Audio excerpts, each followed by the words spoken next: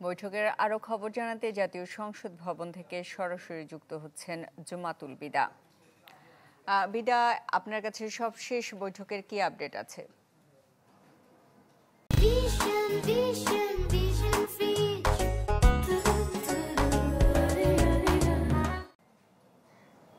সুস্মিতা, এখন পর্যন্ত সেই বৈঠক কিন্তু চলমান রয়েছে এবং আমরা যতটুকু জানতে পেরেছি এখনো ভিন্ন মত নিয়ে আলোচনার জায়গাটুকু চলমান রয়েছে। তারা নিজেদের অবস্থান তুলে ধরছেন, অর্থাৎ এনসিপি ঐক্যমত পরিষদের সাথে নিজেদের আলোচনার জায়গাটুকু তুলে ধরছেন। আমরা যতটুকু জানতে পেরেছি বেশ কয়েকটি 22টির মতো পরামর্শ যেখানে তারা ভিন্নমত পোষণ করে নিজেদের পরামর্শ তুলে ধরেছে। তার মধ্যে একটি উল্লেখযোগ্য রয়েছে বিচার বিভাগে আর্থিক স্বাধীনতা, স্বতন্ত্র সচিবালয় প্রতিষ্ঠা করতে হবে, এরকম একটি পরামর্শ কিন্তু এনসিপির পক্ষ থেকে ঐক্যমত পরিষদে জানানো হয়েছে। এর পাশাপাশি রয়েছে স্থানীয় সরকার, শিক্ষা এবং স্বাস্থ্য নিয়ে আলাদা কমিশন গঠন করা, মানে অর্থাৎ কমিশন করা যেতে পারে, এরকম একটি পরামর্শের কথাও কিন্তু তারা বলেছে। এবং নির্বাচনকালীন অন্তর্বর্তী সরকারের সময় জরুরি অবস্থা জারি করা যাবে না, সেক্ষেত্রে সংসদ চলাকালে জরুরি অবস্থা জারির পরিস্থিতি এলে উভয় পক্ষের সংখ্যাগরিষ্ঠের মতামতের ভিত্তিতে সিদ্ধান্ত নেওয়ার পরামর্শ কিন্তু তাদের পক্ষ থেকে